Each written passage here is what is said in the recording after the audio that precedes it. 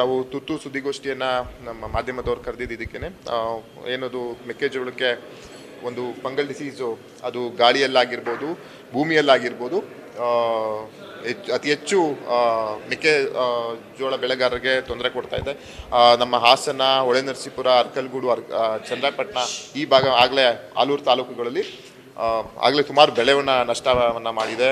ಜೊತೆಗೆ ಈ ಒಂದು ನಾಳೆಯಿಂದ ಮಳೆ ಶುರುವಾಗೋದ್ರಿಂದ ರೈತರಿಗೆ ನಾವು ಅರಿವು ಮೂಡಿಸುವಂಥ ಕೆಲಸವನ್ನು ಕೃಷಿ ಇಲಾಖೆಯಿಂದ ನಾವು ಮಾಡ್ತಾ ಇದ್ದೀವಿ. ಆದಷ್ಟು ನಾವು ಕೊಡುವಂತಹ ಔಷಧಿಗಳನ್ನ ಸಿಂಪಡಣೆ ಮಾಡಿ ಅಂತ ನಾವು ಅರಿವನ್ನು ಮಾಡ್ತಾ ಇದ್ದೀವಿ. ಜೊತೆಗೆ 50% ರಾಜ್ಯ ಸರ್ಕಾರ ತುರ್ತಾಗಿ 50% ಆ ಒಂದು ಫಂಗಲ್ ಡಿಸೀಸ್ಗೆ ಔಷಧಿಗೆ ಸಬ್ಸಿಡಿನ 50% ಕೊಟ್ಟಿದೆ. ಎಲ್ಲ ರೈತ ಸಂಪರ್ಕ ಕೇಂದ್ರಗಳಲ್ಲೂ ಆ ಒಂದು ಔಷಧಿ ಲಭ್ಯ ಇರ್ತದೆ. ಅಲ್ಲ, ಈಗ ಇರುವಂತಹ ಒಂದು ಮಾಹಿತಿ ಪ್ರಕಾರ ಸುಮಾರು ಒಂದು 30-40% ಭಾಗದ ತಾಲೂಕಿನಲ್ಲಿ ವಿವಿಧ ಕಡೆ ಆಗಿದೆ. ಅದು ಅತಿ ಹೆಚ್ಚು ಆಗಿರೋದು ಹಾಸನ ತಾಲೂಕಿನಲ್ಲಿ, ಹೊಳೆನರಸೀಪುರ ತಾಲೂಕಿನಲ್ಲಿ, ಒಂದಷ್ಟು ಅರ್ಕಲ್ಗೂಡು ತಾಲೂಕಲ್ಲಿ. ಹಾಗಾಗಿ ಈಗ ಆಗಿರೋದಕ್ಕಿಂತ ನೋಡೋದಕ್ಕಿಂತ ತಡೆಗಟ್ಟುವಂಥ ಕೆಲಸವನ್ನು ನಾವು ಮಾಡಬೇಕಾಗ್ತದೆ. ಇನ್ನು ಈ ವಾರದಿಂದ ಮಳೆ ಶುರುವಾದರೆ ಮತ್ತೆ ಅದು ಈಗ ಕಲ್ಟಿವೇಷನ್ ಸ್ಟಾರ್ಟ್ ಮಾಡ್ತಾರೆ. ಕಲ್ಟಿವೇಷನ್ ಸ್ಟಾರ್ಟ್ ಮಾಡಿದ್ಮೇಲೆ ನಾವು ರೈತರಿಗೆ ಅರಿವು ಮೂಡಿಸ್ಬೇಕು, ಯಾವ ಔಷಧಿ ಹಾಕಬೇಕು, ಯಾವ ಟೈಮಲ್ಲಿ ಕಲ್ಟಿವೇಷನ್ ಮಾಡಬೇಕು ಅಂತ. ಈಗ ಮಳೆಗಾಲದಲ್ಲಿ ಹೇಳ್ತೀನಿ, ಹ್ಯೂಮಿಡಿಟಿ, ಈಗ ಮೋಡ ಕವಿದ ವಾತಾವರಣ ಇದ್ದಾಗ ಹ್ಯೂಮಿಡಿಟಿ ಮತ್ತು ಟೆಂಪರೇಚರ್ ಕಡಿಮೆ ಆದಾಗ ಈ ಒಂದು ರೋಗ ಹೆಚ್ಚಾಗುವಂಥ ಕೆಲಸ ಮಾಡ್ತದೆ. ಹಾಗಾಗಿ ಇದು ಪ್ರಾಥಮಿಕ ಮಾಹಿತಿ ಪ್ರಕಾರ ಸೈಂಟಿಸ್ಟ್ ನಮ್ಮ ವಿಜ್ಞಾನಿಗಳ ಪ್ರಕಾರ, ನೆನೆ ವಿಜ್ಞಾನಿಗಳು ಸಹ ಬಂದು ನೋಡಿದರು, ಅವ್ರ ಪ್ರಕಾರ ಇದು ಒಂದು ಫಂಗಲ್ ಡಿಸೀಸ್ ಅಥವಾ ಒಂದು ಕಾಯಿಲೆ ಅಂತ ಹೇಳ್ತಾರೆ. It may be of airborne, ಗಾಳಿಯಿಂದ ಬಂದಿರ್ಬೋದು. ಇಲ್ಲ ನಾವು ಪದೇ ಕ್ರಾಪ್ ರೊಟೇಷನ್ ಮಾಡಿದೆ, ಕಳೆದ ಬಾರಿನೂ ಜೋಳ ಹಾಕಿ ವರ್ಷದ ಪೂರ್ತಿ 2 ಬಾರಿ ಜೋಳ ಹಾಕಿದ್ರೆ ಬೇರಿನಿಂದನೇ ಬರ್ತಾ ಇದೆ ಅನ್ನೋದೊಂದು ಮಾಹಿತಿ ಇದೆ. ಹಾಗಾಗಿ ಅವ್ರನ್ನೇ ಆ ಒಂದು ಮಾಹಿತಿ ಕೊಟ್ಟು ಒಂದಷ್ಟು ಗೈಡ್ಲೈನ್ಸ್ ಕೊಟ್ಟು ಮಾರ್ಗಸೂಚಿಗಳು ಕೊಟ್ಟಿದ್ದಾರೆ ಬೆಳೀಲಿಕ್ಕೆ.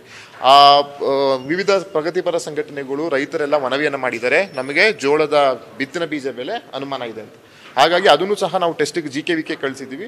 ಅದು ಬಹುಶಃ ನಾಳೆ 2-3 ದಿನದಲ್ಲಿ ಅದು ರಿಪೋರ್ಟ್ ಬರ್ತದೆ. ಹಾಗೇನಾದರೂ ಕಳಪೆ ಬೀಜದಲ್ಲಿ ತಪ್ಪು ಕಂಡಿಡ್ತಂದರೆ ಏನೇನು ಕ್ರಮ ತಗೋಬೋದು, ಸರ್ಕಾರದ ಮಟ್ಟದಲ್ಲಿ ಕ್ರಮ ತಗೊಳ್ಳುವಂಥ ಕೆಲಸವನ್ನು ನಾವು ಮಾಡ್ತೀವಿ.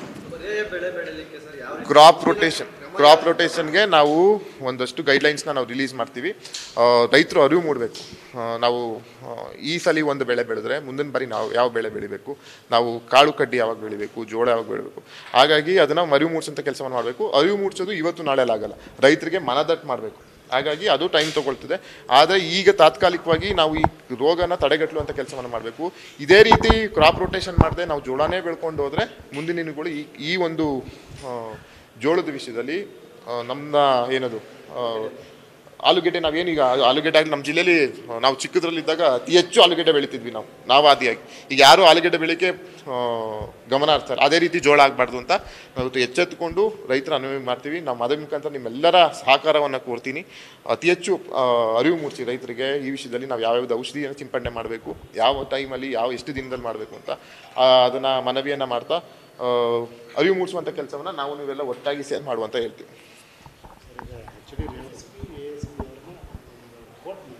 ಅಲ್ಲ, ಈಗ ನಾನಂತೂ ಆ ಸ್ಟಾಟಿಸ್ಟಿಕ್ಸ್ ನೋಡಿಲ್ಲ. ನಾನು MP ಚುನಾವಣೆ ಹಾಗೆ ಹೀಗೆ ಅಂತಿಲ್ಲ.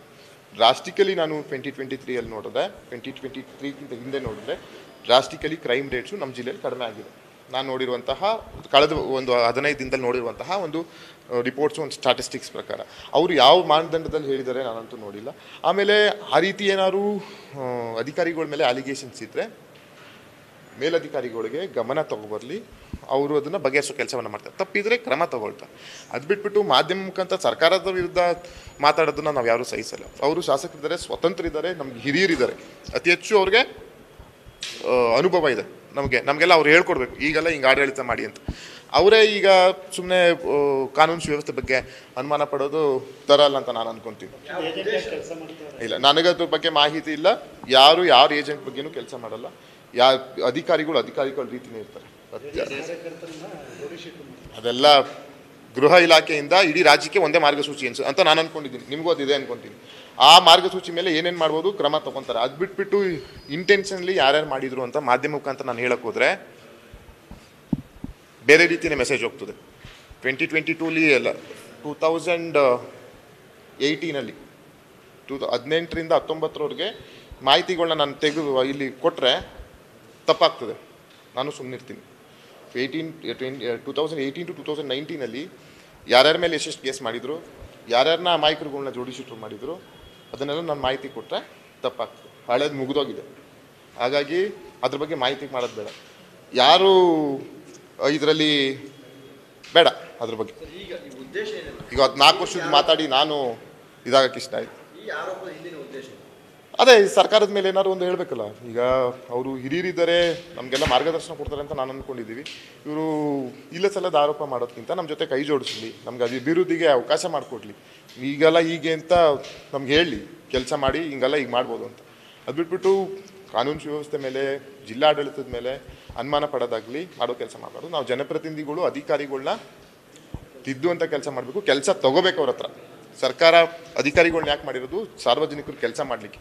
ಅವ್ರ ಹತ್ರ ಕೆಲಸ ತಗೊಳ್ಳುವಂಥ ಕೆಲಸವನ್ನು ಯಾಕೆ ನಾವು ಶಾಸಕಾಂಗ ಮಾಡಬೇಕು, ಕಾರ್ಯಾಂಗ ಶಾಸಕಾಂಗ ಯಾಕಿದೆ ಅಂತ ಹೇಳಿದ್ರೆ ಅವ್ರು ಕಾರ್ಯಾಂಗದವ್ರು ಕೆಲಸ ಮಾಡಬೇಕು, ನಾವು ಕೆಲಸ ತಗೊಳ್ಳುವಂಥ ಕೆಲಸ ಮಾಡಬೇಕು.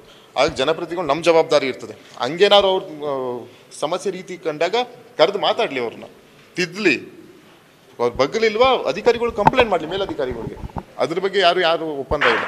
ನಮಗೆ ಯಾವ ಪೊಲೀಸ್ ಅಧಿಕಾರಿ ಮುಖ್ಯ ಅಲ್ಲ, ಯಾರು ಮುಖ್ಯ ಅಲ್ಲ. ನಮಗೆ ಜಿಲ್ಲೆ ಆಡಳಿತ ಅಲ್ಲ, ಜಿಲ್ಲೆಯ ಅಭಿವೃದ್ಧಿ ನಮಗೆ ಮುಖ್ಯ. ಜಿಲ್ಲೆಯ ಅಭಿವೃದ್ಧಿ ಮುಖ್ಯ, ಜನರ ಶಾಂತಿ ನಮಗೆ ಮುಖ್ಯ. ನಮ್ಗೆ ಯಾವ ಪೊಲೀಸ್ ಅಧಿಕಾರಿ ಕಟ್ಕೊಂಡು ನಮಗೇನಾಗಬೇಕಾಗಿಲ್ಲ. ಯಾರು ಯಾವತ್ತಿದ್ರು ಯಾರೋದು ನಮಗೇನಿಲ್ಲ. ನನಗೆ ಹೇಳಿದ್ನಲ್ಲ, ನಮ್ಮ ಮೂಲ ಮಂತ್ರ ಜಿಲ್ಲೆಯ ಜನತೆಯ ಶಾಂತಿ, ಜಿಲ್ಲೆಯ ಜನತೆಯ ಅಭಿವೃದ್ಧಿ. ಹಾಗಾಗಿ ರಾಜಕೀಯ ಪ್ರೇರಿತವಾದಂಥ ಹೇಳಿಕೆಗಳಿಗೆ ನಾವು ಸಹ ಅತಿ ಹೆಚ್ಚು ಒತ್ತು ಕೊಡುವ ಅವಶ್ಯಕತೆ ಇಲ್ಲ ಅಂತ ನಾನು ಭಾವಿಸ್ತೀನಿ. ನ್ಯೂಸ್ ಫಸ್ಟ್ ನಿರ್ಭೀತಿಯಿಂದ ನಿಮ್ಮ ಪರವಾಗಿ.